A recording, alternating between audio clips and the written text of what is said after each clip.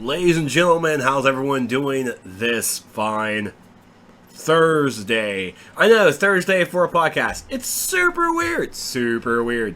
But we are doing it, and sadly enough, I am, like I said, I'm still sick. My throat is still giving me the errors right now, so hopefully we're not going to have too much of an issue here. But I want to give a shout out to Berka Dave for the awesome bits. The nice purple diamond, which is apparently not in the cup because I don't know why.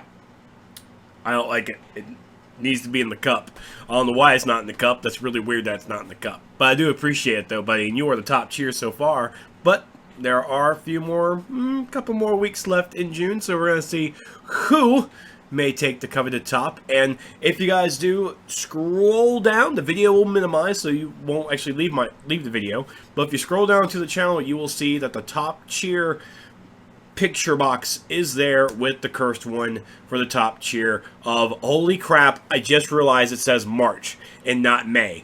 I'm not even looking at it, but I remember what I typed out, and it definitely says March and not May. And crap. So, whoops, I will get Photoshop opened and get that fixed. So, okay, so don't scroll up, don't scroll down, just stay up here. Just don't scroll down, just stay up here. This is a good part. I'll shave when she tells me to. So, all right, so I had to redo the overlay a little bit because apparently I didn't save it last time.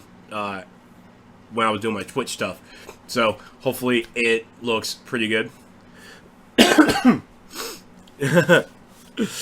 So, alright, so tonight is another DCUO podcast, and thank you guys so much for tuning in and joining me on this little thing. I mean, I did have some rants. And, that's kind of all just etch-a-sketched. It's all etch-a-sketched out the fucking window. So, will we rant? I mean, I actually had notes. You can't see it, but if I angle the screen, okay, you can see some words.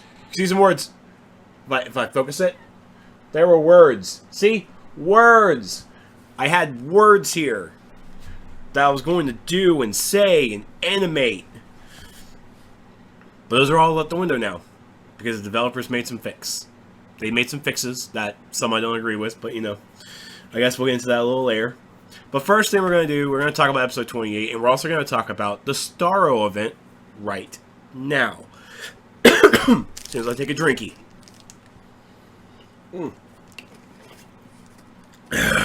Drink was good.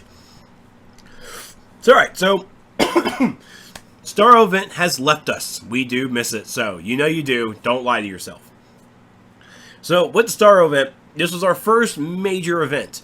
We had the anniversary event that was technically really, it gave us a glimpse at what major events was going to be, giving us new vendor gear, giving us basically a whole new vendor, giving us some collections, and with Starro giving us some OP items. It was actually really cool. So, with the anniversary event, we actually got a glimpse at what it was going to be, but it really wasn't a major event. It was, anniversary event's going to be coming back next year as well, and it's going to be the same anti-monitor stuff. Probably some stuff added on, but not too much. Then, we had Starro, which was 2 months long. This was a full major event. It's over now, but it'll be coming back soon. So, let's go over what made Starro, Starro. So, quick overview. Open world. The open world Central City. The Central City we all know and love, just with starfishes on the face. It gave us 4 dailies, 2 weeklies, one of which was secret and unlocked after being the 4 iconics in the area, which was kind of sneaky. I do like that.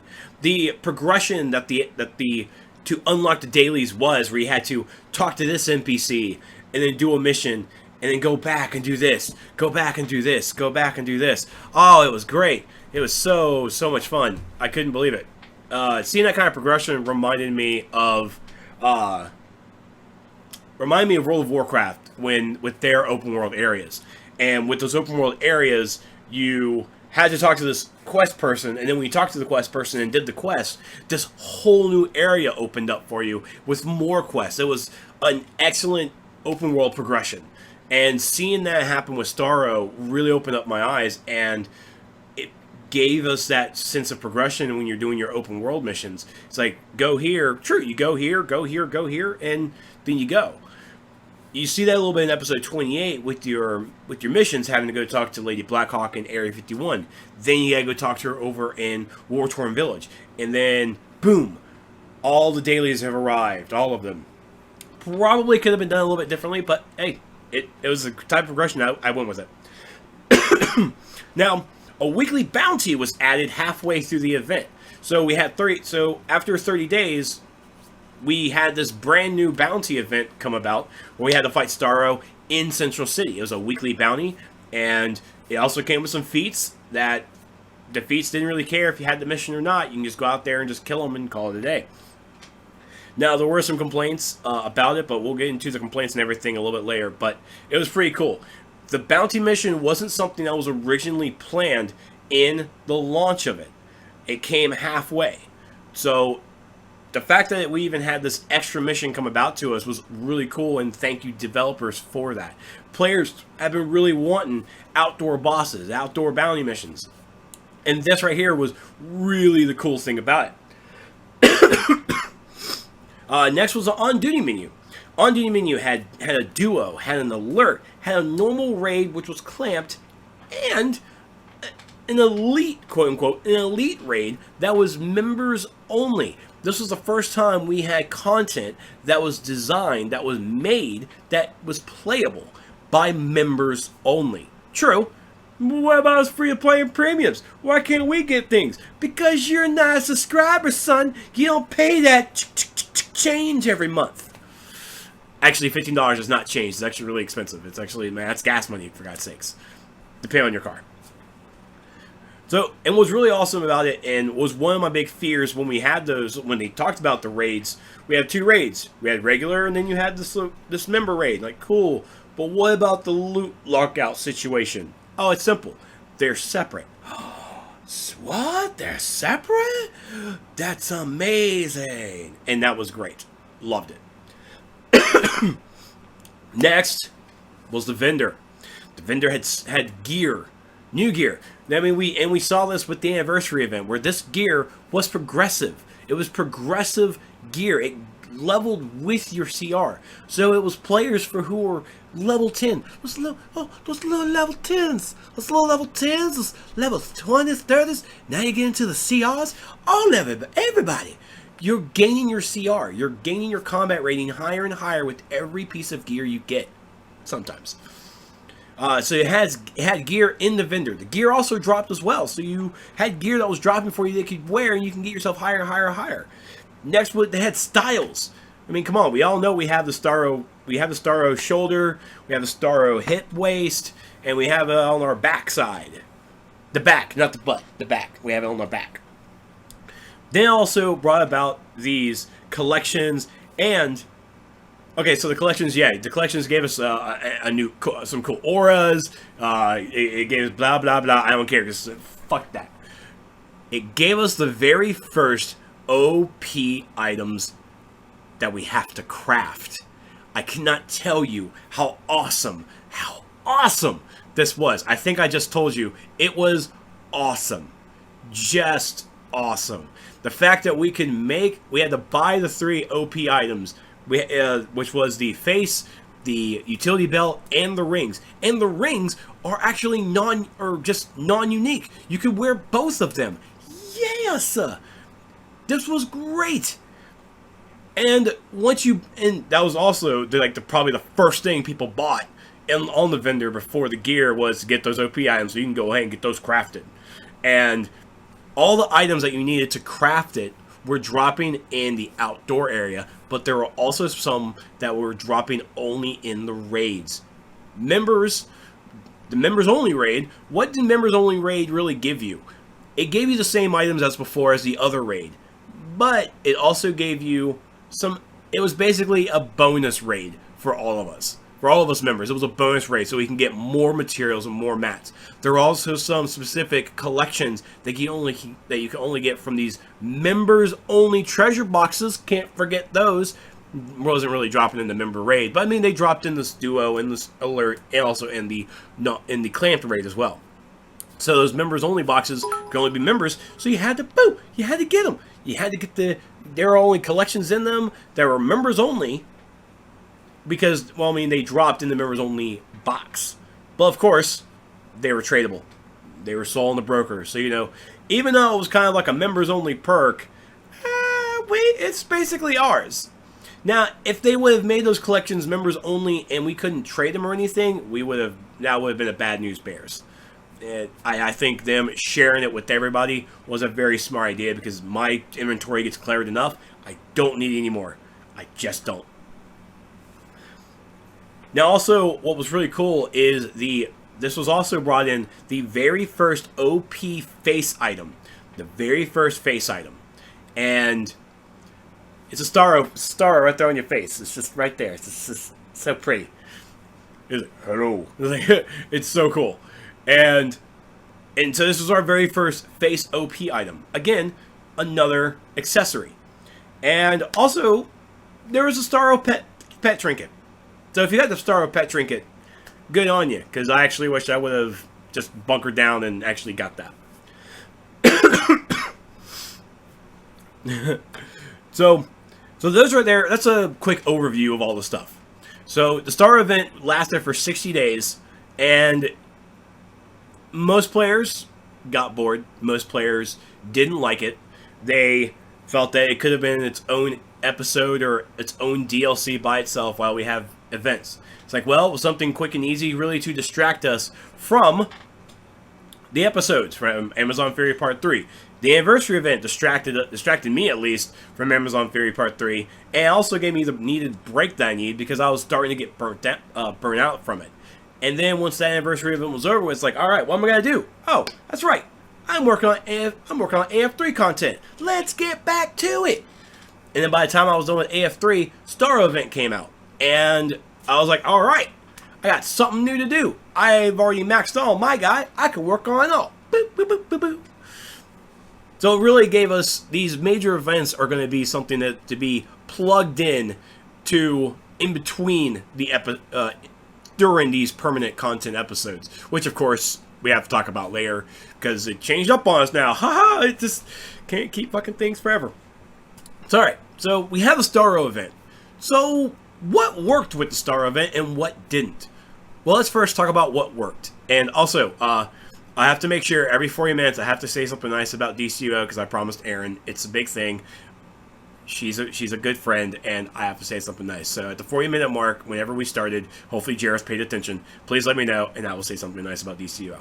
There. So what worked? Crafted OP gear. That fucking worked like a charm. Loved it. I was missing a few items, and luckily a nice person, a nice person on DCO Discord, that person and I were talking a bit, and they asked me if I need anything, because they were apparently already done. I'm like, well, I just need such and such, but I'm hoping to get these in the drops, and I'll see what the broker looks like. They were nice enough to give me the last 4 pieces that I needed to make my face item, because that's what I was waiting for. I was waiting to buy all the plans, which I finally did, and I was going to make everything. And I thank that person so much. That was really nice of them. And so, and you know, sincerity goes a long way. So, I mean, if someone's nice to you, pay it forward. Be nice to someone else. See? It's like, hey, I'm going to buy you a croissant. You're going to buy the next person a croissant. No, you're a dick. You should have been paying it forward. So as soon as I got the last of the materials, I looked and found out that I could have made everything, because I actually didn't know if I had everything, because I was worried. I have an alt who has all my complex and the simple materials, and also all of my exabytes. I transferred a lot of shit over, and boom, dumped everything and made it. I even had enough to make a second ring. A second ring. I was muy bueno. Muy bueno. So, all 3, technically 4, of the OP items were crafted, and I sat there with all of them crafted. I actually sat there It sat in my inventory for about 3 days because I didn't want to put them on until I was actually streaming, because I wanted everyone else to share my excitement with everyone. And it was great. Like, I just play everything. I'm like, I feel earned. I feel great. It's awesome when you can have RNG work on your side. Thanks, RNGesus. It's cool that when they drop and you all of a sudden get it, it's like it's a thrill of excitement. It's an adrenaline rush. It's great. But a lot of people don't get that. And it sucks. Because, RNGesus isn't on your side. So having the OP items collected felt fantastic. It felt an accomplishment was made. Just an accomplishment. So I do appreciate it, and I hope crafted OP items comes much more. The collections, putting the OP items with the episodes into the collections and actually having the collections drop, and then they're also going to be, the final collections are going to be on the vendor. That was a nice touch. It was a nice touch. But you're still kind of relying on that RNG aspect of the collections, where even in AF3, I ran that sucker every single day, every other day, every single week, and I am still missing collections, and it's just an RNG luck. And that's I'll actually probably say about 4 months of AF3 game time that I still don't have the collection. The OP items are OP items. They're going to be a long adventure. I completely get that. I really do. It's just 4 months later, I'm still relying on RNG for those collections. Kind of a stiff in the pants. I've already got the collections from the vendor. I think I got them. I think I did. And I'm just now waiting for the rest of everything else to come in. Now, true, I have the broker, and I definitely need to check the broker for all my stuff, and hopefully they're still there. But having the items crafted felt great. It felt amazing. It can't take that away. You just can't take it. Next, open world. The open world Central City area. The number of random missions. Yeah, baby. I love my open world. I love it to death because I am one of those players that has a limited playtime, so I can really jump in there, do some dailies, do whatever weeklies I need to do so I can knock those out, go run some content, and I'm done. It's great that I can manage my time that way, and those dailies really helped me pursue that. So I do thank them, and that was an open world. Thankfully, the open world for episode 28 finally came back, but we'll talk about that later. But open world missions for it, that works so well. The bounty mission. It came out 30 days after launch, and even within the first month of Starro, people were getting burned out. People didn't want to play it. People hated it, blah, blah, blah. But here comes the Starro bounty, and then players came back. They came back in waves. They came back in droves. They came and absorbed the hell out of Starro. And of course, they complained because, like, we have to kill this thing 54 times in 30 days? No, but, nah, I can't handle stupid. That's not the point, but, if you want to put yourself on that kind of risk, then go for it. More power to you. But, man, it was also lovely to see LFG pop up with, yeah, right there. Starro here. Phase with me. Starro here. Starro, you need a Starro? You need Sabros. No, we don't need pizza. We need a Starro. Yeah. So it really had LFG pumping, and when you phase into someone and you start seeing all these other players and they're attacking Starro, it's a really cool sight. Now, even on the Thursday when it finally launched, there were players talking about there were griefers out there that people were saying that was supposed to be here, but it really wasn't. Well, when you actually have someone saying Starro here, that's going to be a number of players are going to be trying to phase in with that person. And at that point, that phase is actually going to be full, and you're going to be kicked to the next phase where you're going to be standing with the other guys going, you're supposed to go to that phase too? I didn't get to go either. We're going to twiddle our thumbs. So, it was really cool, and it sucked that happened, but phases get full really fast, so you had to really phase as fast as possible. And also seeing a lot of the players work together that way was really awesome. I saw people in raids doing together, they were spread apart. I'm like, all right, on me, and everyone just swoof all over onto them. So the Starro bounty mission was really cool. We asked for it. The community really wanted a boss fight, and we got it. So there you go. Just know that dev listen board. The devs finally listened. You know, just put that on the win list, even though people forget. The on-duty menu was actually something that worked as well. The duo, the alert, and the raids. Queues were popping. It was a 5-minute fest. It was 5 minutes, completely easy. Loved it. You're in and you're out. It's an event. It's not supposed to be something. Why is this not? Why am I not? Where are the lasers? Why is this not easy enough? And it's like, come on here. It's like, just come in here, burn it, and get the fuck out. I don't need mechanics for this. This is an event. I don't need mechanics. I just want to come in here, knock it out, and leave. Let's just go. So, that's what worked.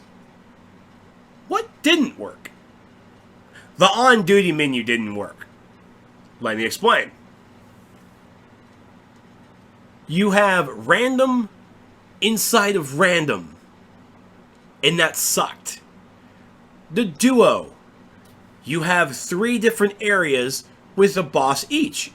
Okay, I can live with this. We're going to switch between LexCorp Spire Tower. We're going to switch from Dr. Phase's Sentinels of Magic base. And then we're also going to have the Steelworks. No one likes Steelworks, you know what you did. Having those duos, that was perfect. 1 boss each. Here comes the alert, ladies and gentlemen. The alert. 3 different areas, 5 bosses each. 5 bosses randomly. 5 bosses. Why? Why? That last day, everyone saw because I streamed it. Last day of Starro, I didn't care about rewards. I didn't replay. I just physically grabbed some people and went to queue up the alert each and every time. It's like, do we need a boss in here? We do? Okay, we need to go. And if we didn't, we dropped out, got deserter, and then re-queued back in. Just back and forth, back and forth. And because we were trying to get the bosses that we missed. Apparently, I was only missing 3 bosses, 2 of them in one and 1 in the other. I was really like, I'm missing this. Who knew? But it was cool going into these areas and also seeing the different bosses. But I didn't really appreciate it. It gave the flavor of new when it's a boss you haven't seen before. But it's the random inside of random was bad. I hated it. I loathed that. I going into an alert and like, you need Solomon Grundy? All right, let's try it. All right, I need Faust and Solomon Grundy. Cool. Here comes Zatanna. Oh, god damn it. I don't need... Who needs Zatanna? No one? Oh, man.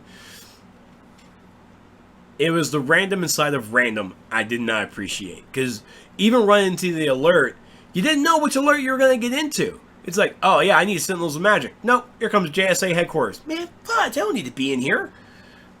And so what are you going to do? You just going to leave, be that guy, and be rude? And then just re-queue, take your deserter, and just leave them hanging? Don't do that, please. I know people did. That's rude. That's really rude. I mean, I grabbed a group of my friends, and we were all rude to each other. But we all agreed to be rude. Pugs, you don't agree to that. That's you being rude. No one... there's no piece of paper saying, like, hey, we're going to be rude in here. It's just not nice. So, that was my only big complaint. The random inside of random. Thank you for giving me the random instances. Thank you. But the random bosses inside those random instances was a no bueno. No. Leaving is bad and you should feel bad. Exactly. Hello, college man. Next was the vendor costs. That's right, it was vendor costs. Not able to complete without alts or the first time through without replay badges. The overall judgment was much better than the anniversary event in some regard. This being the real sense, we'll get the major events, and I'm happy with what I experienced. That was my overall judgment really on it. But with vendor costs, I understand the sentimentality that that everybody has with it. That unless you're running alts, and I thank Stealth Blue on the forums for that great event reward guide that he created. You're looking at your vendor costs, and if you're running with one character, you're spending replay badges. If you want to beat it that day, this runtime, if you want to run it, this is what you have to do. You have to spin replays. It's not feasible. It's not possible to complete it without it. And the developers made that on purpose, to the point that you can run this without replays, and you're not expected to get everything. You're expected to get as much as you want and much as you can, but then you can come back when it returns and finish it up. Just like the anniversary event. You don't have to spin replays. You can wait till it comes back. You can wait. You can wait. I don't have a can, but can wait. Hashtag. You can wait it out. You don't have to use replay badges. Nope. Dropping all my money. The developers and cash grab. Cash grab event. That's what this is. It's a cash grab. Oh, people. I know, Carnage, you can't wait. I know you can't. I know. And I'm also not even blaming the replay badge players either. You guys, it's a tool. If you want to use it, use it. If you don't, don't. I'm a person who doesn't, so I don't. Yay! So it's the vendor cost, of course. That was kind of it's an iffy kind of an ordeal. Me as a player who has logic and understanding, I'm okay with waiting. I don't finish seasonals as it is. Other players are different. They want to finish it now and not have to worry about it later. Completely understandable. I definitely get it. That's you. And that's you and you and you and you and possibly all of you people. But yeah, so that's you guys are over there. That's how it's going to have to be. Now, if the developers change their mind, and even in my sense of looking at it, is you have the vendor costs here. If the vendor costs are made to the point where you can actually get it within the 2 months, you can get it within the 2 months without spending replay badges, then what's the incentive to come back next year? It's like, oh, they're going to add new things. Like, well, okay, they're going to add new things, but what if the point of making it where you don't have to buy everything the first go alleviates them from having to add new things next year? If they do add new things, it's not going to be in an overabundance of 15 other extra things. It might be 1, 2, or maybe 3 at a reasonable cost. Does no one else try to predict the future here? Do you try not to have hindsight? You're just okay, fine. Whatever they do in the future is up to them. I mean, because they know and I don't. But in my eyes, that's why we had the vendor costs where we have them in the Starro event. So when because I'm pretty sure they're going to add things, when they add new items when it comes back, the gear is going to be the item level is going to be increased to match the new in-game content, and it's going to be they're going to add maybe a couple of items if they add anything. In which, with this community, we're always going to have both camps. Oh my god, they added new things. This event is such a cash grab.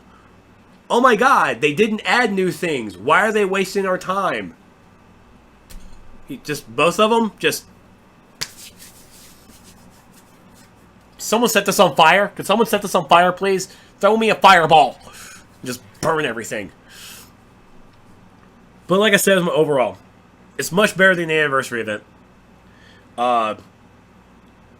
With this being how major events are supposed to go, I'm all for it. It was definitely a certain... It felt great with the OP items again. I can't stress that enough. It felt really great. I did not complete the vendor gear, by the way. I did not complete it.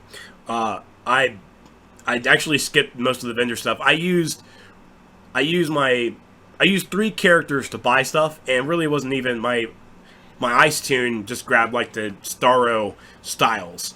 And then my main character actually bought most of the stuff, and then one of my number 1 alt actually bought other items that I really needed that he needed as well. So, Starro event, it felt good. It was really fun as well. It was great to see this giant starfish that apparently no one really understands. Why do we have to be threatened by a starfish? Read a comic. Read a comic. Wouldn't that be fun?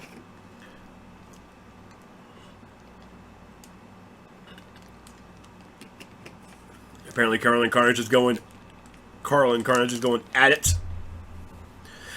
I didn't mess up your name. I just talked really fast and I wanted to correct myself just in case I did. So, this is the part of the episode where I was supposed to, do a rant. Episode 28 came out. Players weren't happy with the vendor costs, so the vendor costs were lowered. Because the vendor costs were lowered, they had to remove some content from the open world missions. They had to remove some. So it kind of equaled out because the content of episode 28 was still going to last 6 months. The timeline of lasting at 6 months was not going to change. So with the vendor costs less, that means that content had to less. Mark currency gaining had to be lessened. And sadly, the open world mission, the open world areas, both of them, took a hit. And it was a bad hit. Now, players also talked about why couldn't we just lessen the mark gained from raids of the alerts? Please understand that the people who love open world, they are a small minority on the forums. Oh, they are small. They're not large at all. We are a very small group of people who like open world. And the people who like open world, they're kind of like in the closet liking open world. They're not ready to come out and say, hey, I like open world. They're not ready for that. They let them stay in the closet. It's there when they're ready to come out. We will be in open arms and accepting them.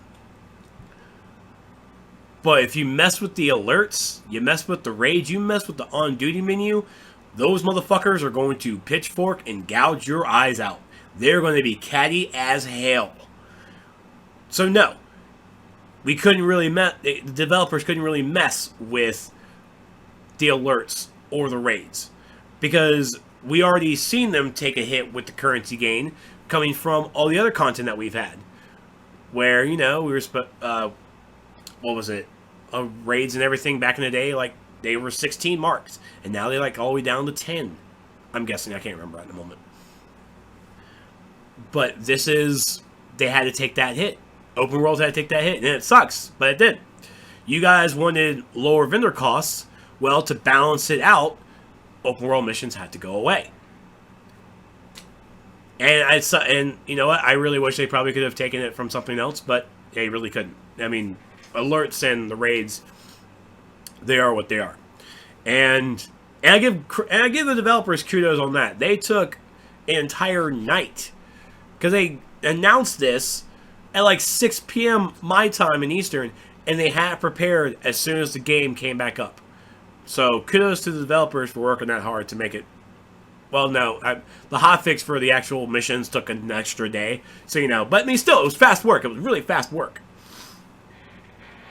So, again, vendor costs lowered. Something else had to be lowered too, because it's going to last for 6 months. It had to balance out. How no one else saw this is astounding, since everyone on the fucking forums are Nostradamus. They are the great. They're the freaking hags from Greek mythology. They're the seers, the muses. Not the muses. I can't. How is my Greek mythology all of a sudden missing me now? I can't remember their names. The Fates. They're the Fates. They can see everything in their crystal balls.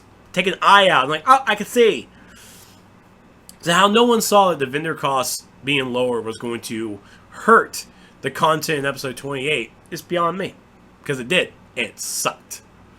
Open world stuff was horrible. So,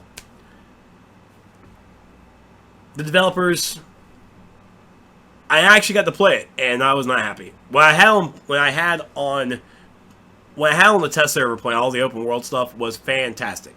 And there were some players out there who they were complaining about the daily grind, having to complete so many missions in one day. They couldn't do it. Oh my god, the grind is too hard. Oh, the content won't last 6 months. It's only gonna be for 4. No, wah. That's all I could say. It's wah. I can tell you now, if you can't deal with the grind, get the fuck out of the MMO game. MMOs are about the grind. Understandable. This content, by the way, won't last 1 month. it will barely last 2. Why? Because people burn themselves out on their own. Shut up, Carlin. They burn themselves out, and it's all on them. And I also blame the replays. If we didn't have replays, if people actually would have just stuck to doing such and such every single day, they will probably still be burned out. You can't fix burnout. You just can't. You can make interesting content. Nope, that won't work. You can make it really difficult. Nope, that won't work either. People have horrible attention spans. We're in the YouTube age. We're millennials. We can only watch something for 15 minutes. After 15 minutes, we are done. We have to leave. We have to go. I want to do something else. I'm going to play with a fidget spinner. Yeah, fidget spinner. What the fuck is a fidget spinner? It's so weird. So here we are with this content that we have for 6 months. We had AF3 content. It was almost the same. And we had that for 6+ months too. People were kind of burned out in month 2. It didn't even get to month 3 before people were burnt out. And people were complaining about getting the OP collections. It's like, oh my god, why does it take us so long to get the OP collections? Because they're OP collections, motherfucker. They're OP. It's going to take time. It's going to take it. So, here we are. Episode 28. And I can, of course, go further along into the other different things that I really want to rant about. But I think probably that little rant right there will probably be enough. Because the developers came out with an announcement tonight, as of this recording, and they made some changes to Age of Justice. They also made somewhat announcement about the content coming in September-ish, which is in 3 months. So this episode, within 3 months, was going to see a quote-unquote a major event. To alleviate and give us a distraction from this episode, and then when that was done, we can come back to this episode and call it a day. People can see the 6 months. They see the June, July, August, September, October, November, and so forth. They see that. But what they don't see, and what they fail to see, is what's going to be in between. Oh man, this is the permanent episode. It's the permanent content. What else can we do? It won't last. You're right, it won't last. And there's no way it can. AF3 didn't last. You know what? Episodes 1, 2, 3, 4, 5, 6, 7, 8, 9, 10, 11, 12, 13, 14, 15, 16, 17, 18, 19, 20, 20, 22, 23, 24, 25, 26, 27, and 28. None of these motherfuckers last. None of them. We had quarterly content. Y'all motherfuckers were bored in month 2. Why? Because you spent your replay badges and you blew through it. If you're gonna blow through it, you're gonna get bored faster. If you don't use replay... Sorry. There's no fixing it. Actually, there kind of was a fix for it. And it came in the form of monthly content. That, again, the developers listened board. The developers listen. We want more content. We want content every month. We are so bored. Monthly episodes came to us. And y'all got bored there too. And you also apparently couldn't figure out what you were actually going to replace. And like, here's episode 21. Oh, cool. Got some gear. Episode 22. Oh, let's gonna replace an episode 21 gear. No, you're actually going to replace episode 21 gear and episode 24. You dumbass. But yes, we have monthly episodes. It gave us content every single month. It gave us something to do.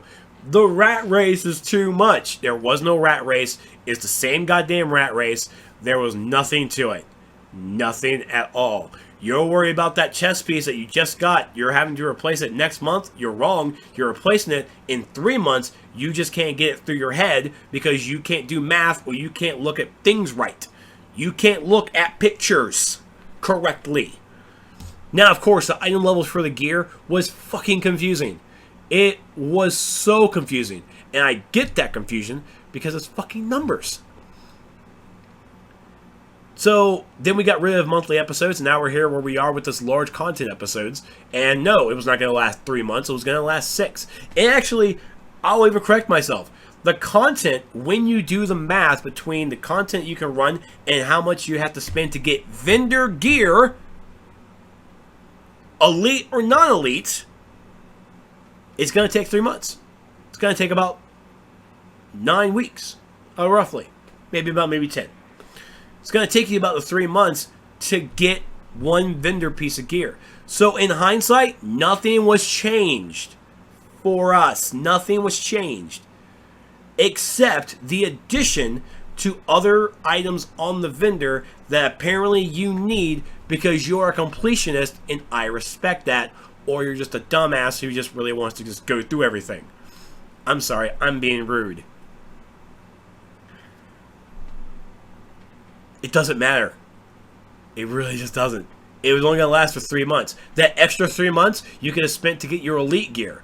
No? Okay, fine. You could spend that extra month to go, the extra 3 months to get your OP gear. Like, cool. You had things to do. It was laid out here in front of you. You didn't have to get everything done. Your whole you didn't have to make that vendor your bitch in 3 months. You had to do you had 6+ months to do it. You had time. And in a 6 months, you could have actually not made it your bitch. You could have actually had a nice relationship going if you just took the time. Everyone's so much in a rush that you were forcing this rush. You're forcing this rat race into your own mind, and it's not needed. You have time. I have a day job. I wish I could play this game. I wish I could play it every single day for every night that I'm off. And I wish I could even play it during the day. I wish I could play it as much as a lot of people really get to do that I'm really envious for. And if I had that kind of time, I am pretty sure I could actually get much more done. But I can't. So I have my specific playtime, and honestly, I got it done in my time, and I didn't need to rush. Was I burned out? Yeah, I kind of missed a couple. There were a couple of raids tonight where I was like, I'm kind of not really in the raid mood right now. It's just it. I had my league with me. My league needed me, so I'll go with them, do this and that. But honestly, there was no need to rush. It was nice and slow. And you know what? I feel like I won. I feel like I won. For the pure fact that when February came about and I was done with my vendor gear, I was already starting to look at my alts and give them a little love. And here comes Starro. In my eyes, I played to the timeline the developers have set. And I did great. I did great. I loved it. I liked playing it, and I wasn't rushed. I didn't feel any need to do this or that or stress out about anything. It's a fucking video game. If you're stressing about over a video game, may I suggest alcohol? That's at least something that people can probably go and help you with. And at least you'll get to sleep. A nice sleep, too. The throwing up's not a good thing, but you know, to each their own. So, with episode 28, we had, it's going to last for 6 months. And players didn't like that. Players didn't want to do the grind. They hated the grind. But they loved their daily. They loved their dailies. Like, oh my god, why'd you take them away? We really wanted those. Well, you shouldn't have really complained about the vendor cost then, didn't you? So, let me pull it up. I know it's not going to show up on screen, but if you need the link, just let me know. So, this is also the, I want to say, second post that we've seen from Ketnikov. Okay, 8. She's done 8. Yeah, she's, well, okay, this is actually maybe the fourth time we've heard from her, because we've heard her from the announcements of the episodes. We've seen her after and all that stuff. But she's the lead producer, and it's great to see her on the forums and talking. So, with the changes coming up, they did a recap about the Age of Justice.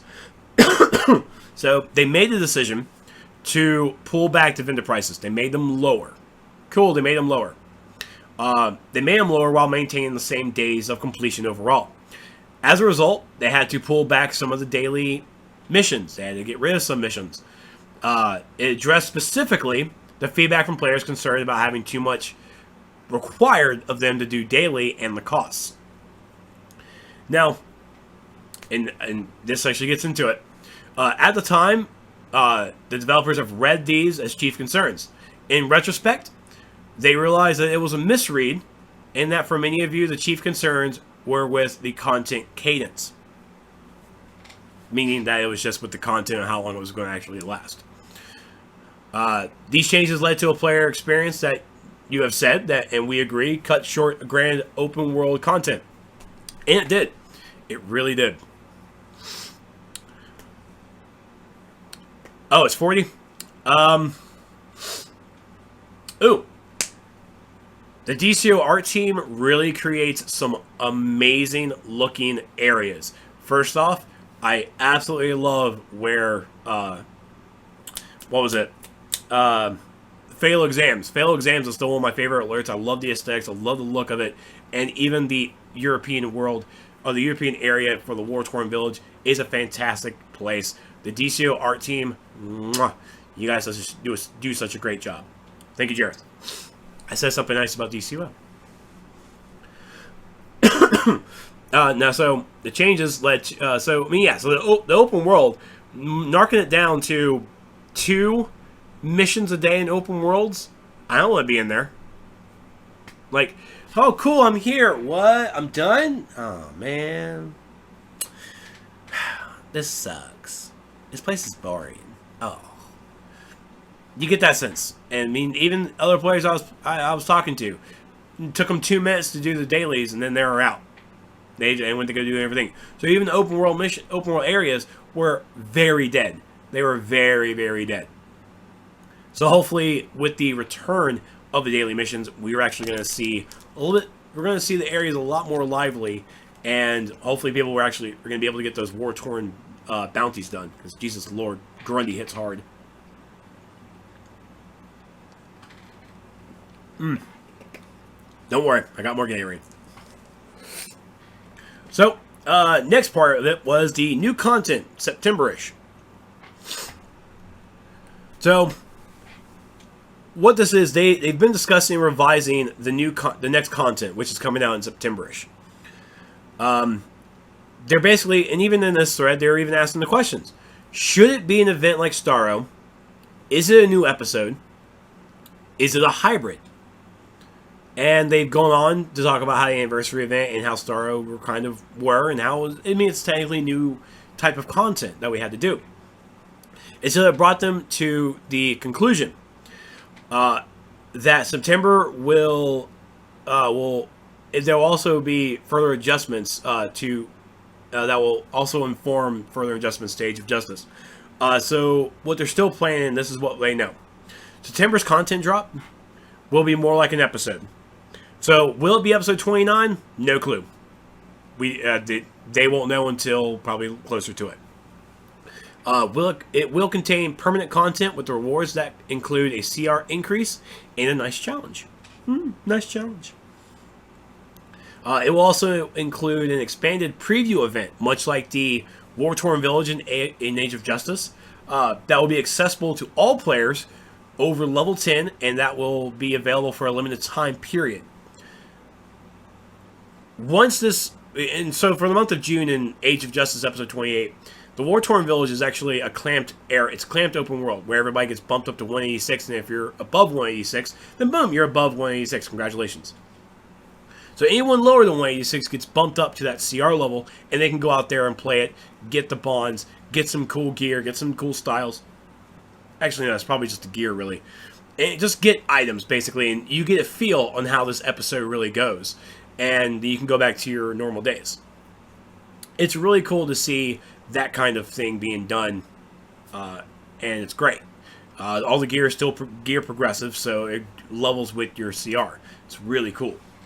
So they're going to do the same thing coming in the content in September, which is still new, and I think we'll get a good feel about it once June is over. Once we get into July, and we start seeing the once we start seeing the threads regarding the War-Torn Village, once players can no longer go in, I really want to see what the feedback is, if people liked it, if people didn't.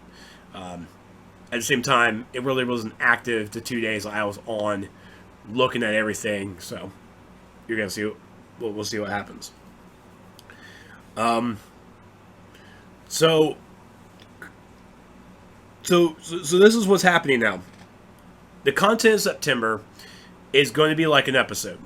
We are going to have a new CR increase. So here it is for me. again, I'm the guy who spent about 4 months of AF3 getting all the vendor gear and being really happy about it. I don't got that kind of time anymore.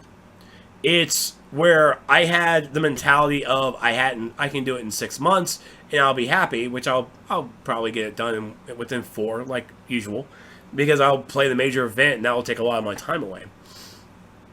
So now we have 3 months of, and this is all guessing because we're not even sure. I mean, true, Age of Justice is still going to be in the CR relevancy, but in hindsight, the content in September is going to bring about a new CR increase, meaning that content is going to have a new minimum CR. Will that new minimum CR be 186 to match episode 28? To kind of be like an, I hate to use this term, to kind of be like an add-on to this? Or is it going to basically be your new minimum combat rating is 195? The new minimum combat rating is 195, so you have to be this CR in order to get into this content. Well, first off, yes, it's very easy to get into the 190s with this progressive gear system. So it's very easy. But it's just a pure fact that I now have 3 months to, and this also was one of the big issues about, this is really the big issue about with the 3-month quarterly episodes, is you spend all this time getting the gear and rushing to get this gear, and then when a new episode drops, you're already replacing it. You're blazing through everything because it's too easy. Because I'm already at that max. I'm already at that CR level, and I'm already beating the content for the next episode. Yes, it's a rat race still, but it's now just becoming a little bit faster again. If the content's really going to be difficult in September, it doesn't need to be max CR in this episode. I want to say 200, 201. Maybe 202. 201 or 202.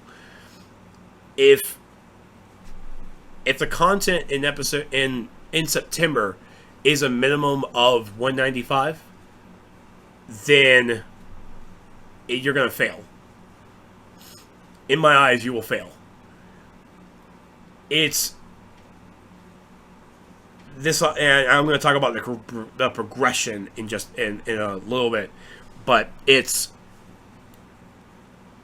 you max out your vendor gear. You are vendored up in this vendor gear in episode 28. You're all vendored up.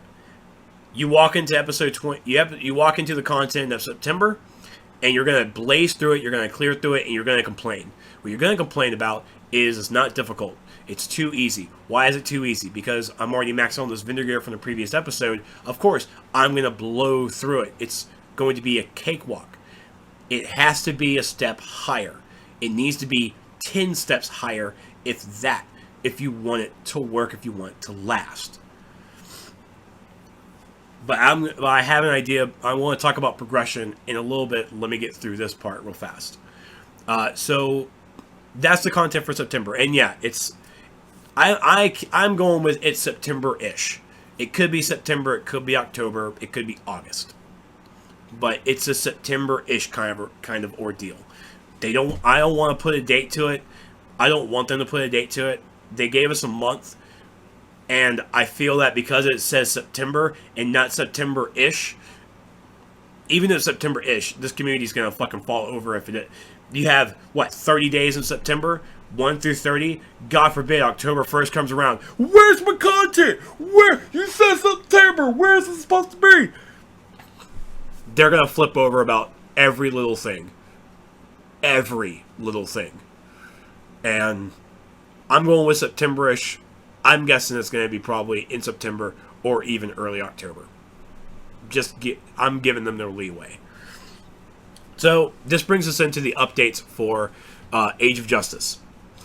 So the updates. Making the decision allows us to immediate adjustments based on the new expectation of the grind. And so we want everyone to succeed here and be satisfied and be ready when September rolls around. So with that, we took a hard look at what you have described in meaningful progression, and we worked to align our expectations more closely with yours. So they want to go closer to us. So tomorrow, as of this recording, which is basically on 6/9, on the 9th, after restarts, all daily missions that were previously removed are coming back. So this means that the daily mission count is going to be brought back up to 7 for people who have the episode, and 3 for the people who only have access to the War-Torn Village. So that's awesome, first off. There are some missions not coming back. I think that further along in the thread they said that the Command and Conquer, the Command and Control, I'm doing it. The Command and Control mission is, it's not coming back. I think they're not really happy with it. So hopefully that should work out for them. And then further, they have lowered the cost for some vendor items to make them and the feats attached to them more easily achievable.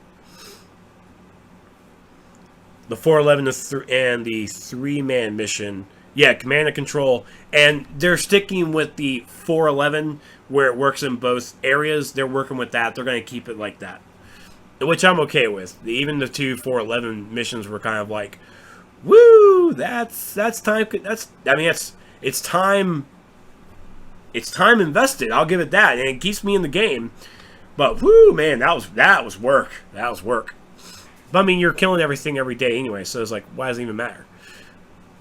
So the specific items that are actually being lowered are the Stormtroopers, the Stormtrooper helmets, and the Ally Soldier helmet. They're being brought down to 10, 15, and 20 respectively. The Age of Justice base item box lowered to 6, and the large base item box lowered to 50. These are items that are miscellaneous at best. And those three helmet styles, they really need it to be something low. Like low key. Like I should get those helmets almost daily. If not like 2 in 1 week and then get work on the 3rd. They're styles. And I don't want to depreciate the value that the art team really worked into making them. But they're only styles, and they're only there for a feat. They didn't really need to be in the hundreds. They really needed to be in the double digits.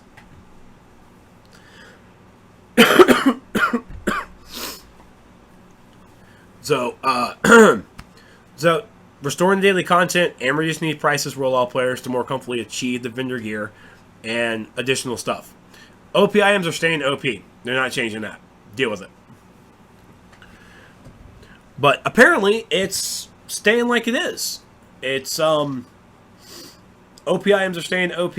And this is what really grinded my gears in this thread.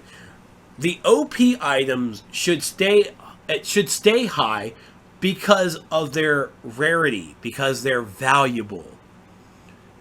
You're right. They should stay higher. Do you remember what the cost was beforehand? If you're registering the value of it now, then what was wrong with the value of it before? It was too high. Okay, well, how about this? It's like, well, no, this is still too high. But I mean, but we respect that number. It's like, oh my fucking god. It's like, ugh. And I'm going back to that rant. Vendor costs. The vendor costs are based on something that was going to last for 6 months. Whereas the content that we had, the number of content that we had, the number of marks gained, was actually equal to the part of how long it was going to take to get that vendor gear. Which was 6 months. 6 months. Oh my god, it equals out, but no one wanted to grind for 6 months. The content's not going to last. It's the same old fucking horse that we always hear. So the content's not going to last. This is all a bunch of replay badge spamming. And there's even people talking about it devalues the replays for having to rerun the content because we have, I guess, the number of daily missions, because we can get more marks from the daily missions by resetting them than we can from the raids. I'm only guessing here. I'm really thinking that was the argument, but I'm not really sure. Weird, right? It's so many different... It's contradictions after contradictions. It's really contradicting everything. It's like you value the rarity and the awesomeness of the OP items, so you keep them at a higher cost. You're okay with that, but put them at this higher cost, like nope, it's good. But no, that number's fine because you get this amount of this is your currency. This is what you get per week. So you guys like nope, still too high. Okay, well we'll shelf that. Like, all right, well let's go ahead and show you this new number. This is the new number, but we had to lower the costs, but we also had to lower the number of number of marks that you can gain. Oh, you like this number? You like the less marks, and so apparently you can do math here, but you can't do math here, or that math was too high here, so you're okay with here. Is that what's going on right here? Because that's how I see it. Because fuckers can't do math. I'm not gonna lie. The vendor cost for episode 28, when I hopped on the test server, you all saw my reactions on the stream. It's fucking on my channel. I was discouraged. It was like, oh my god, 700 for an OP item. Woo! That's expensive. That's a lot. But when you add in how much marks you get for the week, it kind of adds up where it's not that bad. Because people are going to buy the OP items first anyways. All you're looking at is, and as an example, all you're really looking at is we have this amount of marks. It's going to take this amount of weeks because this is how much it costs. Okay, well, we're going to lower the vendor cost, so we're going to have to lower how many marks you get. And oh my fucking god, it's the same! Maybe one or two less, hashtag devmath. But who cares, right? I shouldn't have a reason to rant. I shouldn't have a reason to be mad. Because the developers have fixed it. They waved their magical wand and they fixed it. And now everybody's happy because everybody contradicts themselves. Yay! Fucking A. Just leave the vendor cost the same. They shouldn't have touched anything in this episode. They shouldn't have touched a thing. But hey, I'm just one guy. And even in this instance, I will say that I was not the voice of DCUO. And I can tell you now, on the forums, almost in every thread, the fucking complainers, all the whiners, congratulations, the developers listened. But you also ruined the game experience for an entire week because it's because of you the developers took the daily missions away. And this is what you're looking at. First impressions. That first week of playing, I don't want to play anymore. I was highly discouraged. I didn't want to touch it. And now we're going to come into a new week. My daily missions are coming back. Because I can tell you now, playing this episode for about 2 hours, that's how long the content lasted for me in one night. 2 hours. I played for 4. AF3 lasted me for 4 hours. This is not lasting me for 4 hours. This is lasting me for 2. And now it's just daily stuff. Even did the raids. I did the dailies and I did my raids. Luckily the raids were kind of difficult. And I do appreciate how that content was. And that definitely took about the 4 hours. Actually, a lot of it was trying to find people to play with and trying to get in. But, what am I going to do? But I thank the developers for listening. Because a lot of players forget that the developers don't listen, but they do. And a lot of players also forget that this is also a business. You can make a suggestion, and just because that suggestion isn't exactly how you liked it, how you wanted it, doesn't mean that they're wrong and you're right. It means that they're making it where it's still working.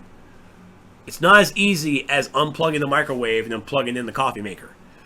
It's not that easy. It's a lot of work, and these guys do a great job on it, and I do appreciate them, because I still have my board of the developers listen to things. I have that board, and we see it in the game all the time. You people, and some of you people, just don't want to look. You just don't care. You want to sit on your pity pots and be the king of your throne, and you're right, and everyone else is wrong. I'm wrong. I know I'm wrong. I'm okay with being wrong. I don't have to be right. My ego's okay. Ain't that right, ego? That's right. So I'm happy developers listened. I am. Why am I complaining about vendor costs then being lowered? Because it hindered my game experience. That's what it did. It hindered my game experience. And the developers, in a logical sense, and logic really gets away when you're playing video games, when you're wanting to be on the forums. You don't listen to logic a lot, and a lot of people need to. Logically speaking, taking the daily missions away was the move. That was the move to get rid of currency. You couldn't lower it anywhere else. It had to be there. Removing it in raids, pitchforks. Removing it in alerts, pitchforks. Moving it in daily missions, logical step. And it really wasn't that the missions were removed. They were just rearranged. And I really wish I actually had Meps's example, because I meant to actually copy that. But, so now the daily missions are coming back, though. And that's great. That means that we have more missions to do in a day, so we have more currency. And, thankfully, the developers have not decided to increase any numbers because we had missions back. They're letting us have it where it is. Now, what the marks those missions give, and I want to give a shout out to a lot of players out there who do this math to figure out how many marks we get per week and everything, because this shit is flip-flopping so fast, we're almost looking like the presidential debate again. Once we figure out how many marks it's going to take, or what's our new weekly number of marks, once we have that number, we figure out how much it's going to take to buy the vendor gear, how much it's going to take to buy the accessories and everything. And we'll figure out how long it's actually going to take to complete things. And that will give us an idea on how long we could possibly see on how valuable this episode is going to be. The episode's not going to last 6 months. It just won't. No player out here is going to is going to be able to do that. I did it for 4. And again, I was burnt out, but thankfully the anniversary event was there to distract me. It's going to be rough. And it is going to be a grind. And as much as players out there, hey, is like, oh, I'm used to the grind. No, you're not. If you're complaining about this, if this is too much grind for you, you don't know what the fuck grind is. You just don't. And I'm telling you, go play World of Warcraft. Go play World of Warcraft. That's a grind. Guild Wars 2 probably has a little bit of grind too. But you've never seen grind until you play World of Warcraft. Especially with that reputation grind, you don't want that. I give Blizzard credit for it, but you do not want that. It's good. I still like I like the reputation. It was really cool. But day in and day out, that's what you did. You did your rep grind. Some of it's fun, some of it's not. That's a grind I just can't do anymore. A lot of people can't. So let me switch it over to talk about progression. And this is my idea for progression. So let's go back into the mindset that Age of Justice, episode 28, was going to be 6 months long. 6 months of this content. You look at this content on paper, and you're going, this was a quarterly episode. This is almost the same amount of content that we've gotten for a quarterly episode. And a lot of players are making that same conclusion, same similarities, and kind of right. I mean, we got our raids, we got our elite raids, we got our alerts, open world, some solos, blah blah blah. But it's supposed to last for 6 months. Difficulty. If you make the raids difficulty, that will bring longevity. No, it won't. It will not. How these raids are designed is based on how the community is. Players want FOS 3 days.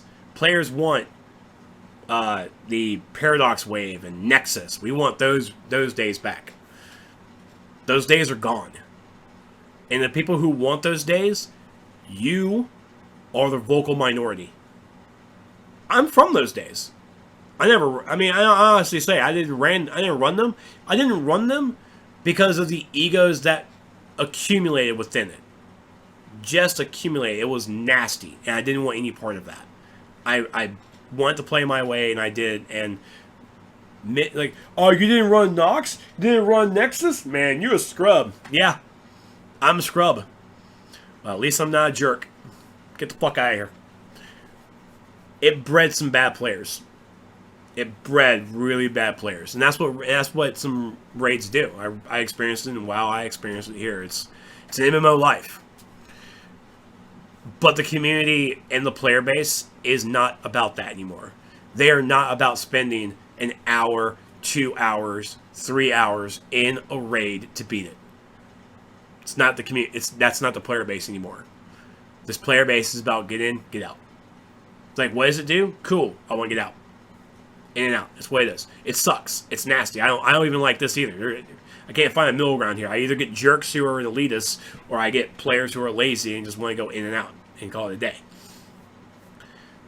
Raid lasting more than 30 minutes, riots.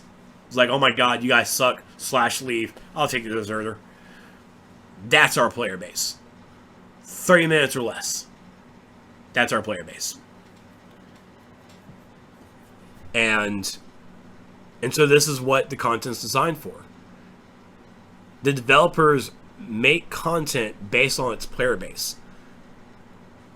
And if you don't think the developers are listening, again, I can show you my board, or you could actually look at your game.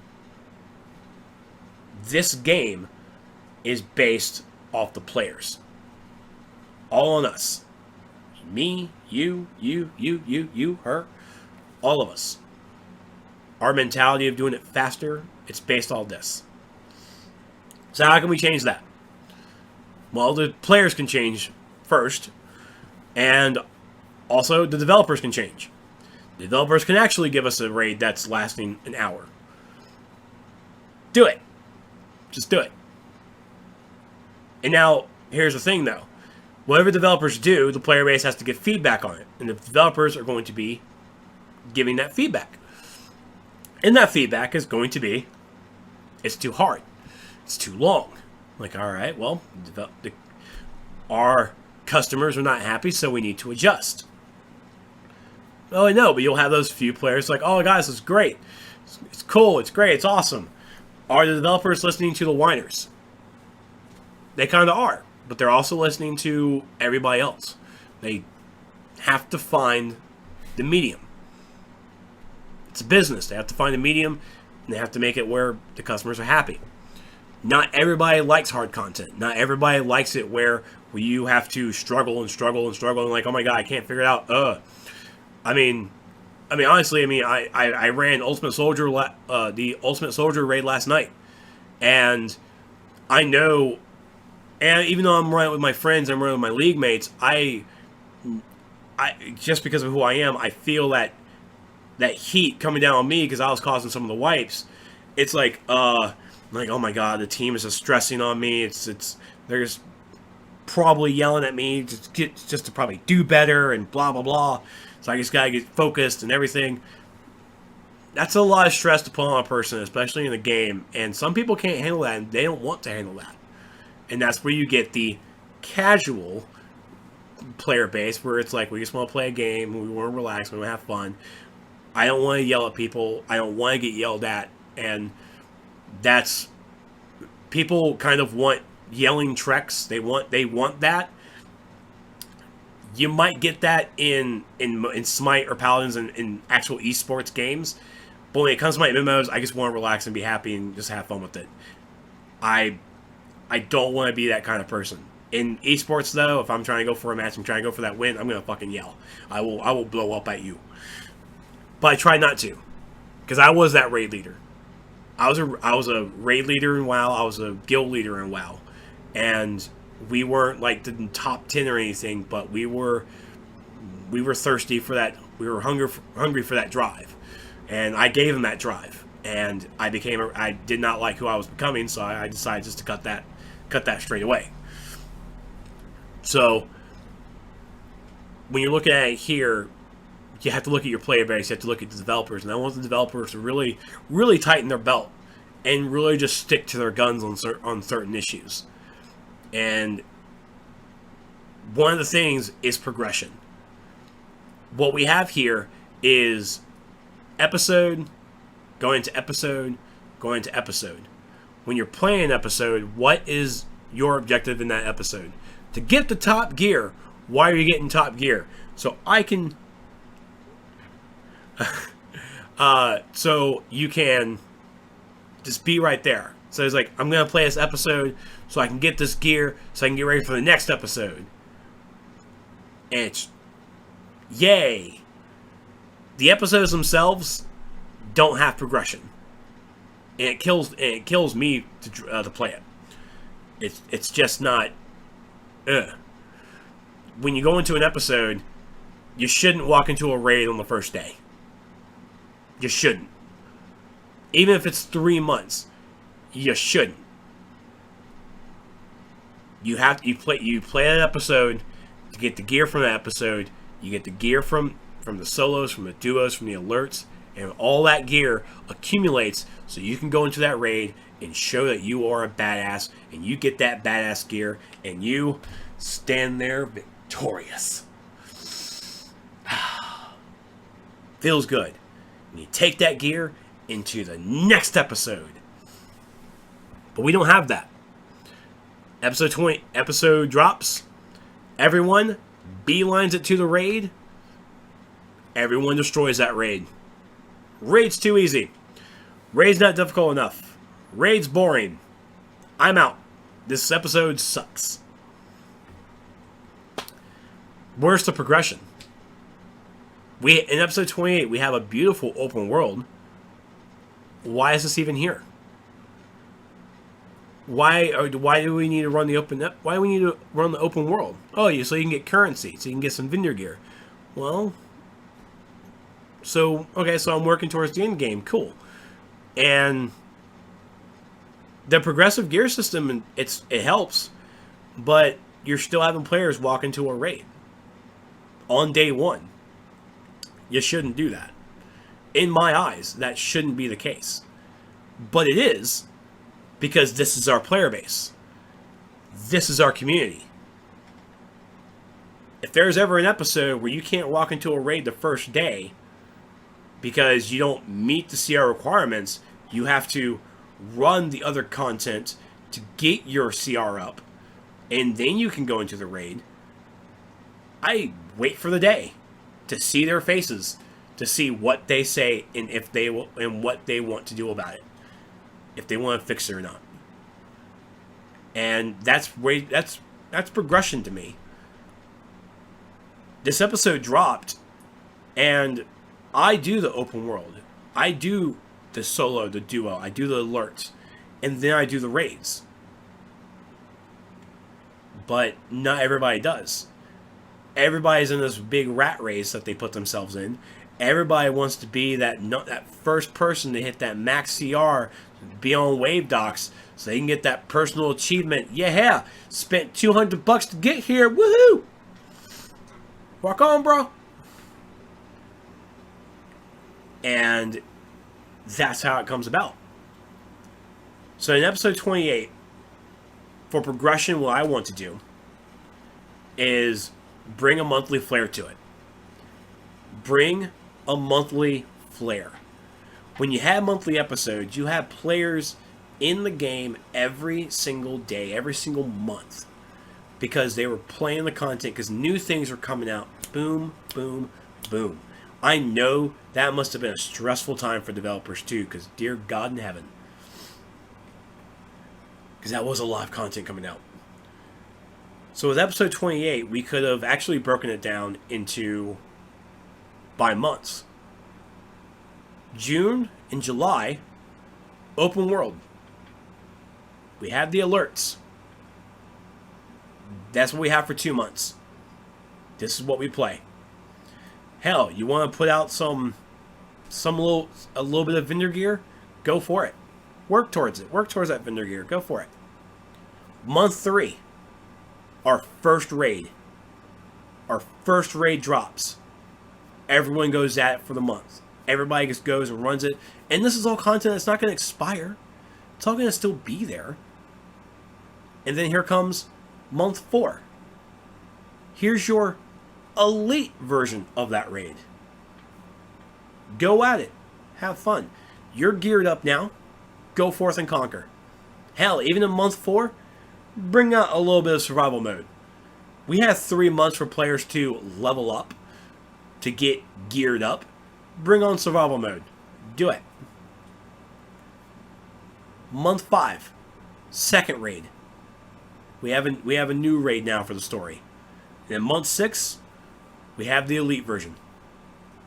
Months, and probably right there at month 7, bring out a major event, so players can spend some time running the event, doing the elite stuff.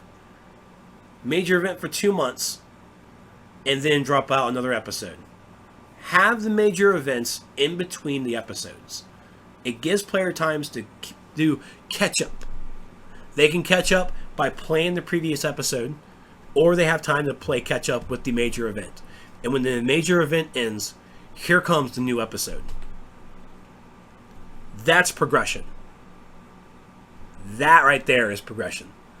Now, of course, players can disregard that, because why are you breaking it down when we can just have everything now? It's like, well, right now, you have all this content. We have all of episode 28. It's not going to last 6 months. Bringing a monthly flair to it will make it actually extend. All right, 40-minute mark. Thank you, Jareth. DCUO. DCUO has some of the most passionate developers I have seen. No. Well, they do, but that's not good enough. That's not a good enough compliment. It's not good enough. Oh, you know what? DCUO. It makes me care about villains. It makes me care. Normally, I actually don't care about villains. Villain characters or anything. I love Solomon Grundy. That's really about it. But villains all on their own. DCUO makes me care for them.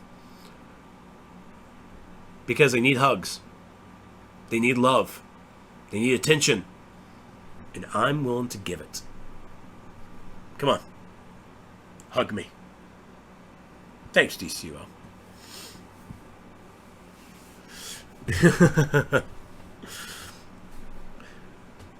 So that's my idea for progression.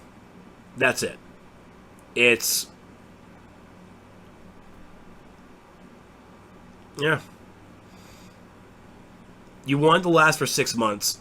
You have to spray it out over 6 months. I definitely like the major events. And I feel putting the major events in between the episodes will give players a break. It will give players kind of almost a new focus. And it will also give new players a chance to really play catch up to join that new episode. So I want episodes to be 6 months. I really don't want to feel that rush. Now with episode 28, I feel that everybody is gonna be rushing to get this going in 3 months, and then in September-ish, when we get the new content, our next CR is gonna go up, and players are going to be expecting another episode in that 3 month time. So I like 6 months. but you need to spread it out. I think the 6 months idea was a good one. It really was. But as we've seen from DCUO and from the developers again, it was just implemented incorrectly. You gave us all this food, and the food's supposed to last for 6 months. You don't just give us all of it and expect us to make it last for 6 months. Don't expect us to ration it, because we're idiots. We're not going to ration it at all. Kind of need you guys to put the step forward a bit and ration it for us. This also brings me to the last part I want to talk about, is all of these changes. So Jackster has came in and said on multiple posts that they're bringing in new ideas to bring us content. New ideas here, new ideas that. It's awesome. It's great. It's trying to find a new way that everybody likes and that we can go with it. They're trying to find the new norm, trying to figure out what works and what doesn't, and then incorporate that into something and see if it works and see if it sticks.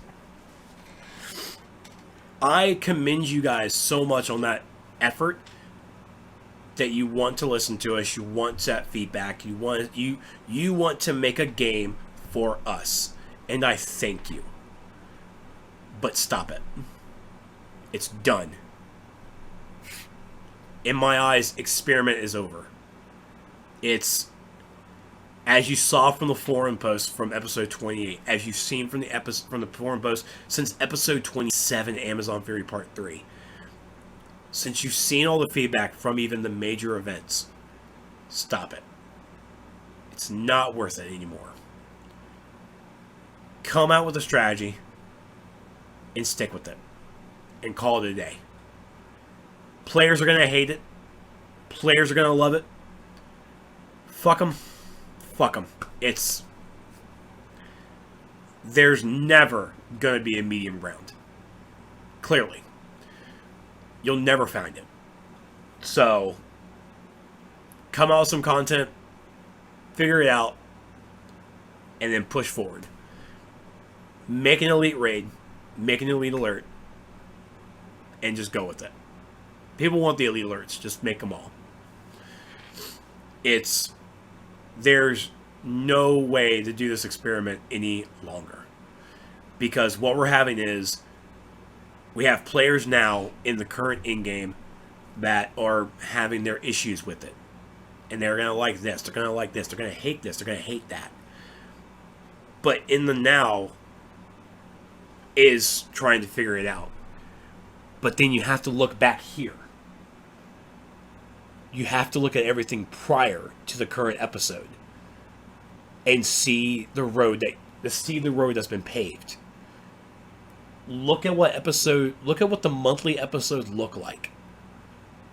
A player coming in, that looks horrid. We have gear progression. We have currency that is all over the place. It's not standardized. And that hurts. It hurts seeing it talked about in Discord, having to answer these questions. It's time to make a standard. And I definitely understand having to go back onto the old content and trying to make a standard. Because there's really not. There's no standard. Why? Because we're an MMO. We're an MMORPG. We are an ever-living, ever-breathing creature. And things change. Things changed based on feedback from the community, based on the developers want to try something, and I can't hate them for wanting to try something because they're wanting to try for us. They're not trying it for themselves. They're trying it to make us, to have us have a better gaming experience. That's what the monthly episodes brought. That's what the large content and the small content episodes, that's what those were supposed to bring. It's supposed to find that happy little medium ground where players, here's your small group content episode. Yay! Other players, this is boring. I'm gonna wait. Here's your large content episodes. Those players, yay! Other ones, this is back. I guess I'm going to take my break. There's no medium ground. And because of how this all looks, the road that we had to walk for the past 6 years, it needs to be repaved. It needs to be flattened. Tier 1 and Tier 2 currently have the lowest of the marks. And that's how it's supposed to be, so players can level up faster. Tier 3 and Tier 4 need to be lowered. It's time. Tier 1 through Tier 4 are for the free. It's that there is for the free-to-play players. Make it low. Just lower it all. Tier 5 and up, keep it like it is until we get to Tier 9 or whatever we want to really call ourselves into. And once we get into whatever Tier 9 is, Tier 5, lower it. We're coming into group content. We're coming into content that will allow those players who are lower than us in the lower tiers to play this side stuff to get leveled up faster. Great. But it still doesn't mean that they want or have to skip the content to skip those episodes prior. And those episodes need to be re-looked.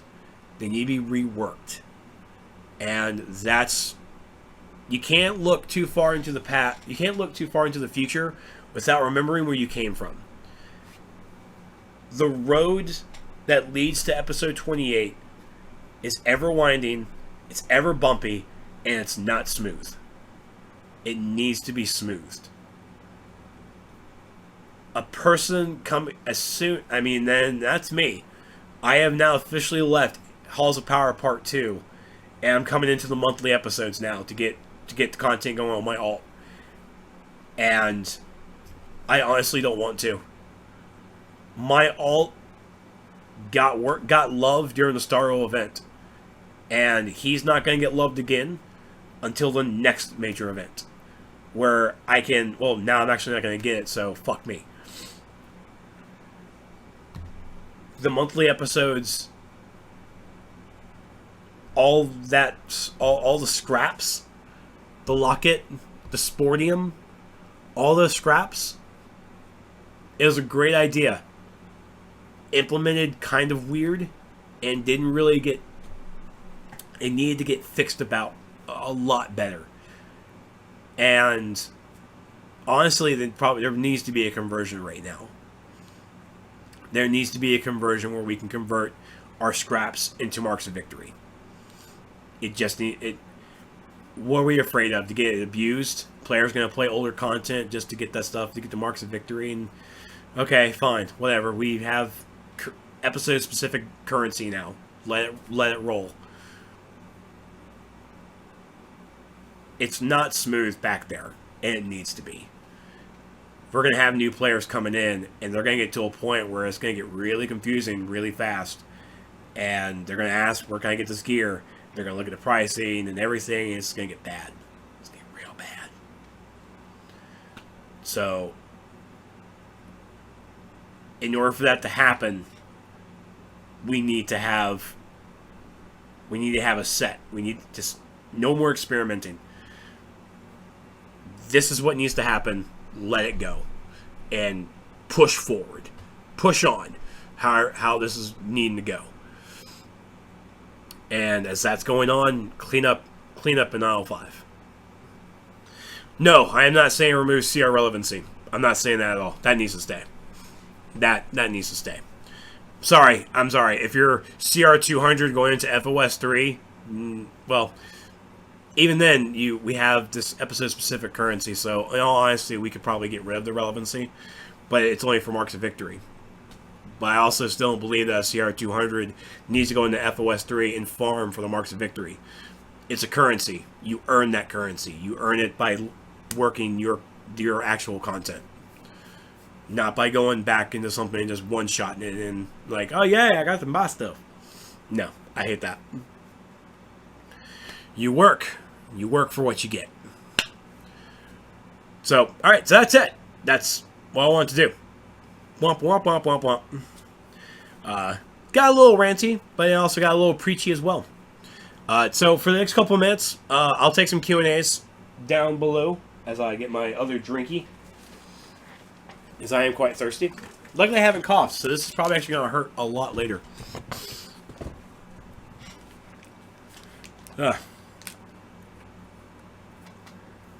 From Jacob, so how are new players expected to enjoy their content if people are still wrongful stopping it? It completely makes the content post level 30 not engaging, and it doesn't make it seem like make it seem like a threat. Doesn't he mean treat? Carlin, you already know the answer. And so no, I don't like it when older players going into older in-game players going into older content. MMO staple. It happens. There are ways that I've seen from other MMOs that they can make a workaround, but that requires some technology and some workaround. I don't think that's really going to be prevalent in DCO at this time. Question, what about the players like me who care more about the storyline than the content? Honestly, when it comes to the progression idea for bringing a monthly flair to it, I think it'll probably work out in the storyline purposes. When you're looking at the storyline in episode 28 now, where you look at your on-duty menu and it actually tells you need to go run this alert. Alright, you run the alert, now you gotta go run the raid. Alright, now you gotta run this raid. Alright, now you need to go run this alert. That's cool and all, and it's cool to run it like that for story purposes. But in my eyes, raids should be the top dog. Like, when you're looking at storylines end in the raid. It doesn't end in an alert. That's that's where you get it. So, in the terms of like, especially like a comic book, instead of getting your entire story now, you just get basically issue 1, and then issue 2 comes out the next month, and then you get a little. Then the extra month is the same story, of course, because it's the elite version, and then you get your finale and everything. It just works out that way.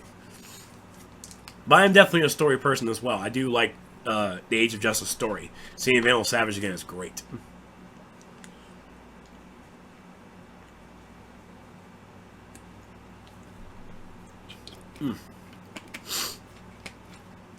From Burka Dave, I understand that this wasn't a rant of yours tonight, but how do you feel about an MMO has a 1 per account reward instead of being available to all characters, i.e. the Wonder Woman shield gift?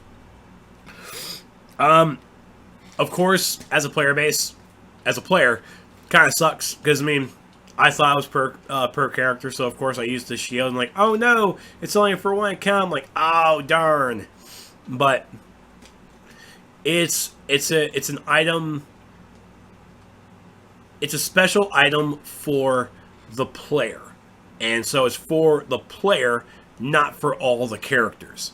It's supposed to be served as a unique item, and so making it where you can put it on all 16 of your characters is kind of it's not feeling really special. Now, of course, whenever, cross our fingers, wherever get style unlocks, you can use that style and just unlock it on your other characters or whatever. So, that honestly kind of makes my argument kind of null, doesn't it? Except for the base item, you can't copy the base item. Ha ha ha. I mean, would I be okay with all characters? Hell yeah, I would be all characters. Why would I say no to that? But I definitely understand why they made it 1 account. I definitely do.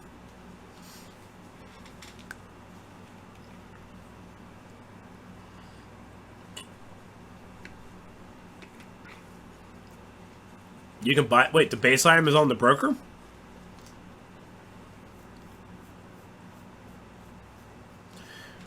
From Camel again, because you know me, have to... if they made a DCO 2, what top 3 thing would you love to see change? I feel you don't understand how a DCO 2 works. So, if you're comparing it like Destiny, it's basically an entirely brand new game. And so they never played Destiny or, well, I'm going to play Destiny 2. In all honesty, I am against the DCUO 2. It's, and I truly do blame, I truly blame Destiny for that mentality, because we're on DCUO 28. If DCUO could have an expansion like World of Warcraft does, then that'll be another thing. And honestly, they change things in each expansion. That's basically what you see in the revamp would basically be considered an expansion. An expansion, the changes coming into an expansion. So, and the work required to make a DCO 2 is not feasible. It's just not. Because as a developer, I'm pretty sure this was talked about at SLE Live back in the day. To make a DCO 2 means that they would have to go a full year plus of making no content for the actual game. That means DCUO will not have any new episodes, no monthly, anything monthly whatsoever besides just some bug fixes for an entire year plus. The game can't survive that. If Daybreak, I guess, had the staff to... And honestly, I mean, look at EverQuest and EverQuest 2. Why the fuck are there two games? Come on! I'm completely shocked that EverQuest 1 is still going, and EverQuest 2 is still going. And then they wanted to bring in EverQuest Next? Make a third one? What is going on? That is a complete luck of the draw. It was a wish on a shining star. It's a 1 in a million thing that is actually working. And that's working because EverQuest and EverQuest 2 came out when MMOs were at their strongest, where it wasn't the free-to-play mentality, or the model was never even a thing. No one ever heard of such a thing. But this was something else.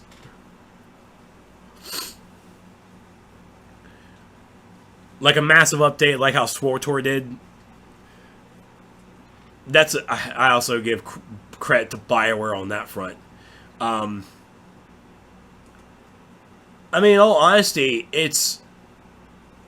that was SWTOR's really, really big expansion too. It could be done. It could be done, I guess, but it's, in my eyes, nah. It's still, the time frame to take that much, you just can't do it. Just can't. Yeah, you definitely did get SWTOR, Dave. You definitely did. We'll get a DCO 2 and it makes sense like it did for Final Fantasy 11 and Final Fantasy 14. I can agree with that, Dave. I can agree with that.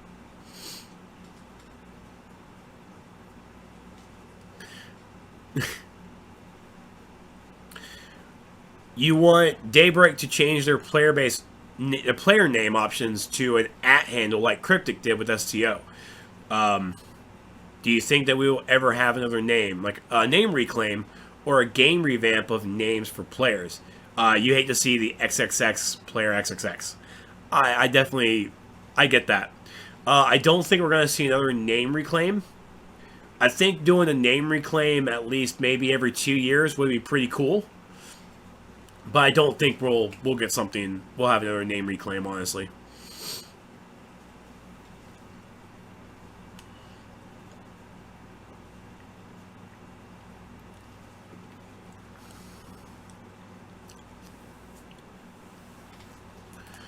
Epic Lurker wants a Wonder Woman movie event. In that regard, where DC and Warner Brothers really allows us to do things, we got that shield and we got the base item. That is DC Warner Brothers working with Daybreak. That's it. Having a specific event would be pretty cool, but it probably serves better to actually just make an item and even sell in the marketplace, it'll work out a little bit better. I think when you look at it, the Age of Justice, and it being a Wonder Woman kind of oriented theme, this is the closest we probably get to a Wonder Woman event because of the movie. So we have the Justice League movie coming out in November. Could we see the September-ish episode maybe Justice League themed? Maybe in November will we see something Justice League type in the kind of a story or something?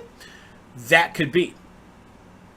But on that front, we'll have to wait and see what the developers really want to do. Daybreak could also partner with another game development company to help out with DCUO. They could, but again, we're a licensed game. It opens up weird doors. But I mean, that's not outside the possibility. It has to be a business decision on that. What do you think will hit the test server today, considering it's down and will stay down until tomorrow? I think it's going to be the revamp. I think it's going to be the next revamp.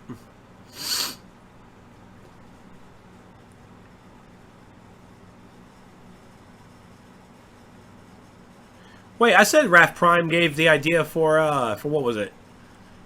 Raph Prime did the Final Fantasy thing. I did that. Didn't I give you credit for that, Raph? I'm sorry.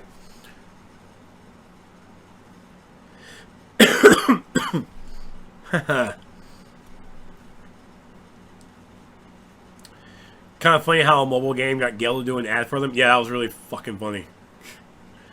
I swear. I swear. Burger Dave, who is Per Degaton in DC lore? Honestly, the Per Degaton that I know is the one from Legends of Tomorrow. Let me actually look that up because I'm curious. Because I've never heard of Per Degaton, and I'm also not vast on Vandal Savage knowledge or Rip Hunter. So I figured the lore that they gave us in Legends of Tomorrow was really close based to the book. Where in the future, in Rip's future, Randall Savage actually basically raised Per Degaton in a sense to make him into this time master bad dude. Because as soon as they said Per Degaton, I'm like, what? Oh my god, that's the dude from Legends of Tomorrow! It's such a cool thing! Yeah. That's what I thought, at least. Yeah, let me look at him. Oh my god, he's such a weird-looking dude. He's definitely from the 1940s.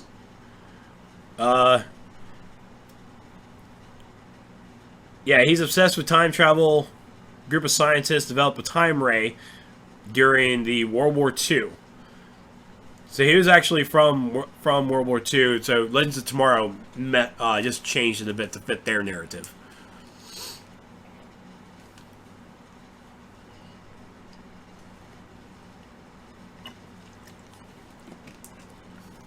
Do you feel like they should balance out the cosmetics and do 50-50 between Marketplace and time capsules? Yes. The Marketplace needs love. I think some of the time capsule stuff could be really cool on there. I think one other thing that they could do with the time capsules is actually sell the time capsules on the Marketplace outright. And basically, if you buy them outright on the Marketplace, you automatically get them opened. I don't know. It's just weird. Well, Catmon, that sounds like you should probably tell Daybreak that those people could work with them, because I don't care. And no one trusts Warner Brothers games. Don't trust them.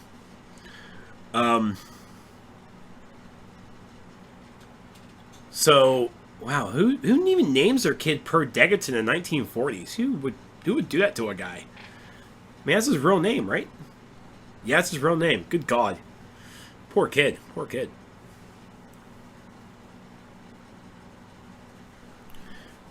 Yeah, I only know Per Degaton from Legends of Tomorrow as well. That was really weird. But yeah, I don't know what the marketplace it does need love. I'll give it. It does need. I'm just not sure what to do with it really. But I mean, again, the reason we don't see cool items in the marketplace, the Batman cowl, Batman cowl. It's everyone hated the Batman cowl because of the price, and if you can't deal with that price, then congratulations. Here's time capsules. Have fun with RNG. Since there will be a test update tomorrow, do you think we'll have an Ask DCUO? Maybe. We may. Let me check Discord.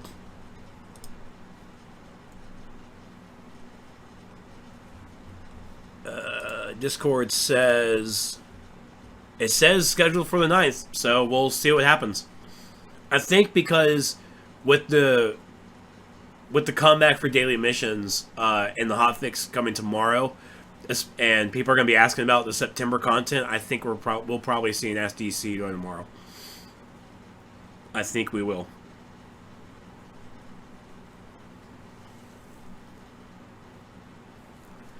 I didn't skip over it. I just had to take a moment to get back to it.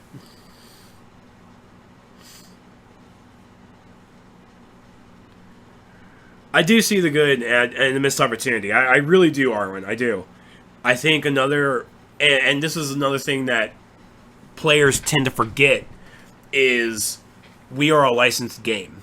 Anything we put into our marketplace, we have to get approval from DC Warner Brothers. The fact we got the Batman cowl on there is really cool. But as you saw, it didn't sell, so they probably said, well, we're not gonna invest, don't put it in the marketplace. Do this random RNG time capsule. Why? Because it's making it rain! Making it rain!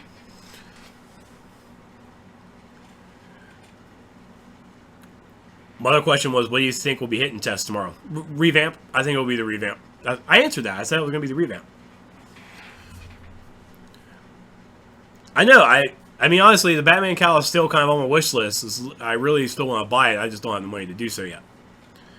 But the flack that they got for the Batman cowl was just horrendous. So I see why they didn't do it.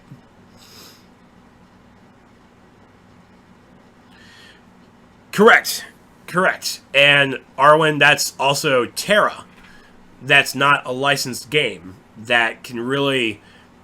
It can make it... Like, Terra can really come out with an item that, hey, here's the Emperor's new clothes. Buy it for some odd currency. We can't do that here in DC because, like, here's the Emperor's new clothes. DC Warner Brothers, what do you think of this? No? You don't like it? Alright, back to the drawing board. How about this iteration? You want to do this? No? Alright, well, we're going to go back here again.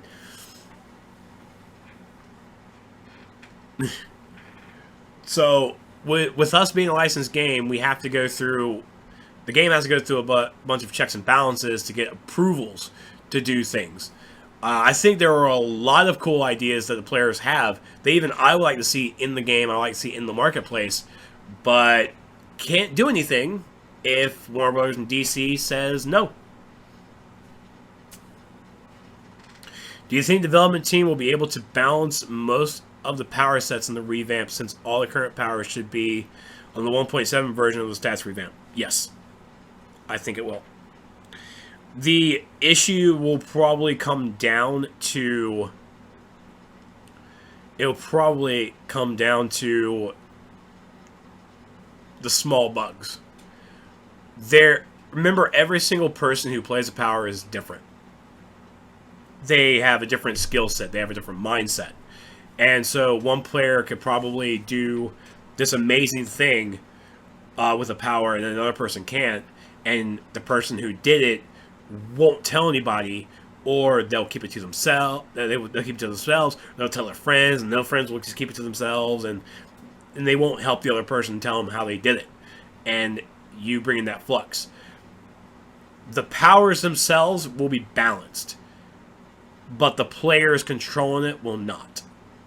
And that will be the key factor there. Because we're also looking at the players on how they spec. One of the big gripes is, again, when I'm doing my stats revamp testing, is if I'm going to give you, telling you how I'm running this content. Here's my loadout. Here's my spec. This is my stats. Here you go.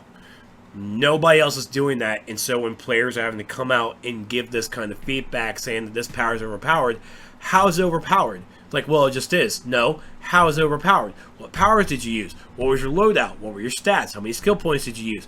We need this information. No, you don't need any information. Just trust me. It's overpowered. Motherfucker, I am not trusting you when you won't give me the information.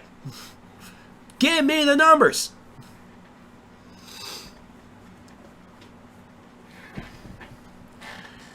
You just don't get how the, let's say, the summer event outfit can't be in the marketplace directly.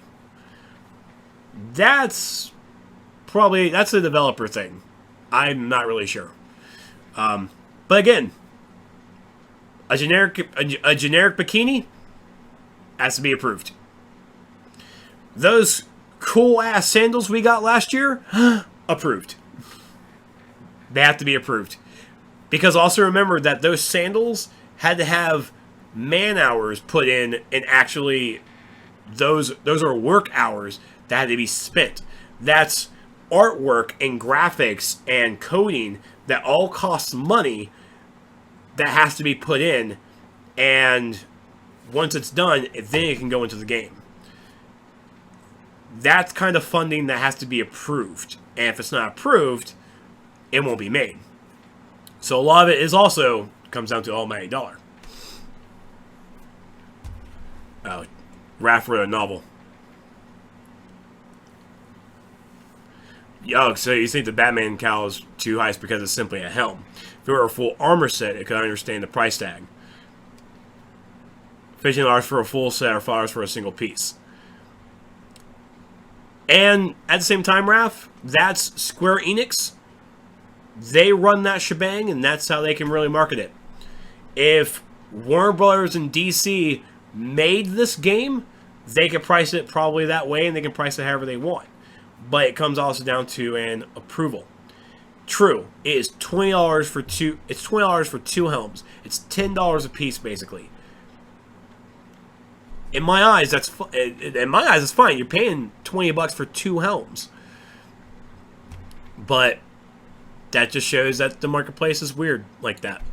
There are some items in Star Trek Online that I will not buy because it's just too goddamn expensive, and all those are outfits, and it's just a cool shirt and pants and boots, maybe even gloves, and that's it. And even in my eyes, too much. Every person has a price tag, and sometimes it works, sometimes it doesn't.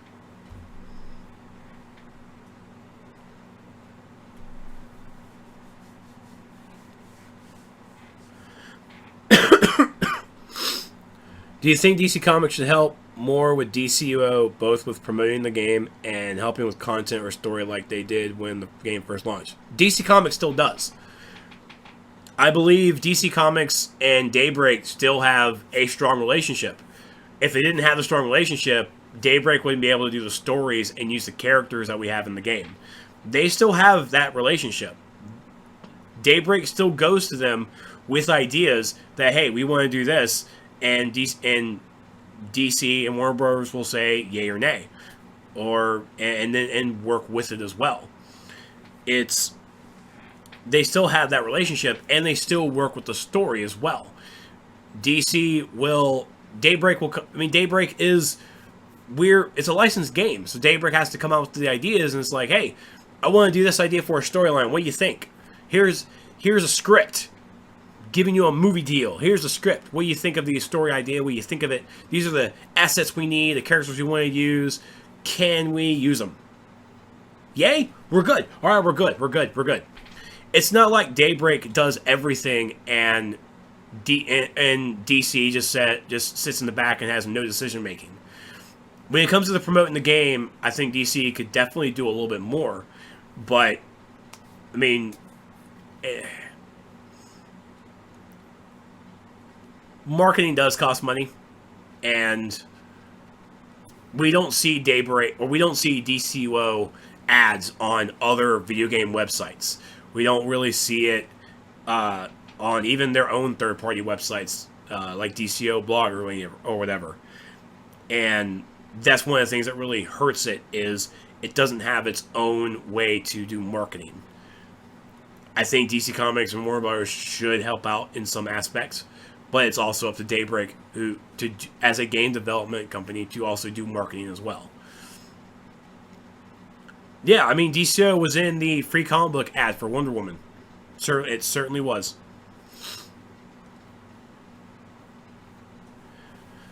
Since lockboxes are no longer being updated, how would you consider implementing the cross-faction styles? I mean, they're in the boxes. It's where they are. I don't see a problem with it. I mean, they haven't been... The boxes are updated with all basically the pre-tier... Like, maybe pre-tier 5, I guess. No, I think Black Manta's stuff is still in there. Maybe pre-monthly episodes, maybe? Pre-tier 6, probably. Everything from tier 5 and down. But yeah. I mean, should we see another round of cross-faction styles coming into the Promethean lockboxes? Sure. But the Promethean lockboxes in themselves, they need to be updated a little bit more to where the styles are tradable, they're sellable in the broker, and all that stuff. There are players out there who really want a Demon's Tail, and that can go on the broker for some pretty chunk of change. Pretty change.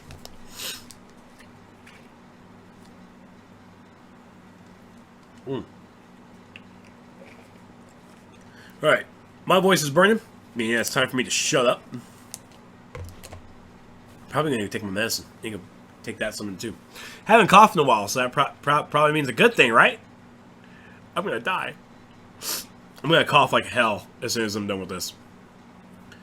So, as usual, I want to give a shout out to my Patreon friends, Patreon supporters out there, Burka Dave and Laura Smith. You guys get hugs. Patreon hugs.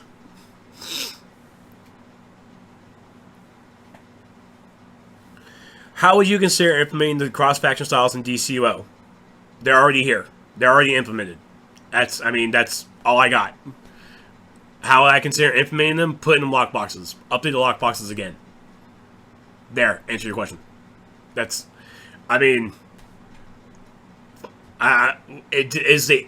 the answer not what you're liking, what you're looking for? The answer you're really wanting to hear is put them on the marketplace. Make people buy them with real money. Remove Promethean lockboxes completely from the game. Put everything on the marketplace. Does that make it better? So I am definitely going to go take some medicine because my throat is killing me. So I want to thank you guys so much for watching the podcast. I do appreciate it. And did I hit at that 40-minute mark yet? Again? 50, 20? I did. This is the last thing I gotta say something nice about DCUO. Say something nice about DCUO. Say something nice about DCUO. Something nice. Something nice. I can do it. I can do it. Hold on. I thank DCUO for introducing me to so many friends. So many friends. I have so many friends. Cursed one. Dave. So many nice people. And I thank DCUO for that. Thank you. Say something nice about the revamp.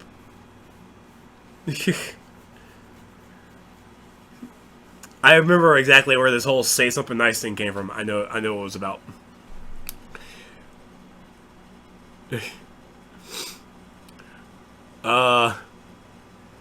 Say something nice about the revamp. The revamp is going to change the game. And it's going to change for the better. Boom. I just listed a few, Jareth. Calm down. Alright, guys. Be sure to follow me over on my Twitter and my Facebook. Especially over at Twitter at This is Trex on Facebook at facebook.com/Trexlight. If you guys want to go over to Patreon and support me, I have a Patreon page. You guys can go over to patreon.com/Trexlight, become one of the Patreons and patrons, and get yourself some nice little perks. Only $1. gets my everlasting thank you. But if you are followers or more, you get hugs at the end of every stream. At the end of every video, you get a shout out. So yay! Oh my God, Catmon! Oh my God, I'm not listening to every single person who comes in here. Calm down. So, and I am a Twitch affiliate, so it really helps. And I'm going to get a sub button hopefully pretty soon, later this year, if they plan it right. So it's great. But until I get a sub button, you guys can show your support on the streams by using your cheer button. It's a little diamond that you have down there at the bottom of your chat box. If you have any questions about it, I recommend going to Raph Prime. He knows everything about cheers, and he doesn't really cheer that much either.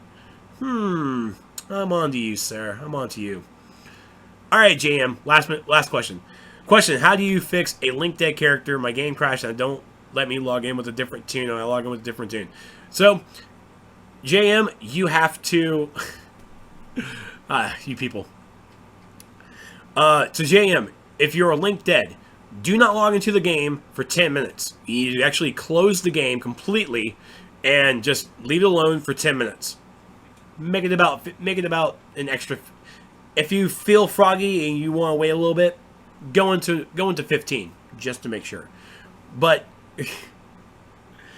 with Link Dead, you have to be out of the game totally for 10 minutes.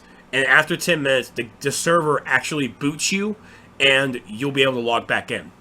If you keep logging in within that past 10 minutes, the game will still recognize you that you're still logged in. You have to wait that 10-minute span for the server to automatically kick you.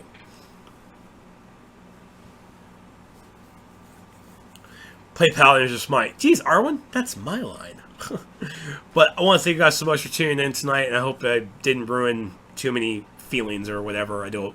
And if I did, I still apologize. I'm a nice guy. I try to be. So, there will be no DCUO podcast this week. This is basically it until further next week, like in 2 Sundays. So this week we have E3. I'll be doing E3 coverage with my Arwen. How do you know how do you know about the Southeast Asia tourney? I was watching that this morning. It was Blitz versus what was it? Team Viral? Team Vital? Local Vital? I can't remember. But I was watching it too. Okay, sorry.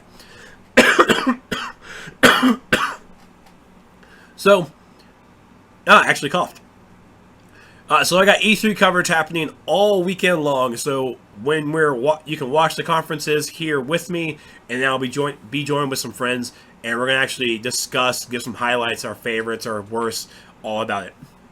Team Viral, that's what it was. I was actually rooting for them. Team Viral did freaking phenomenal. I have no idea what's happening right now in chat. It's getting really scary. So, come back on Saturday at 3 p.m. Eastern for the EA conference. EA conference, come back here. We'll have some fun. Shout out to the Crash Core. Shout out to my league. Shout out to the community. So, that's it for me for tonight. I'll see you guys back here tomorrow.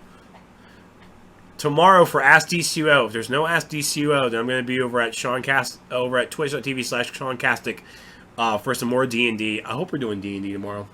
Cross my fingers for not. If I'm not doing D&D, I'm not doing D&D tomorrow, then I guess I'll try and do a stream or something for whatever. But check in tomorrow on Twitter and here on Twitch and see if and I'll keep everybody updated, especially on the Discord over on. If you guys hit actually, I can go ahead and actually type it.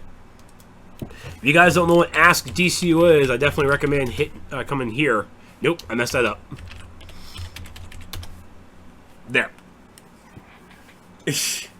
Yeah. Head over to DCUO's official Discord channel and go into and check out the Ask DCUO. That's where it happens. You can ask any question, Meps will answer. It's gonna be great. And I record them every Friday when he does them. So if there is one tomorrow, I'll record it and I'm gonna be here on stream. If not, then we just wait for next time. But here's hoping that we have stats revamp this weekend. So thank you all so much for watching, and I'll see you guys next time. Mwah. Night, everybody.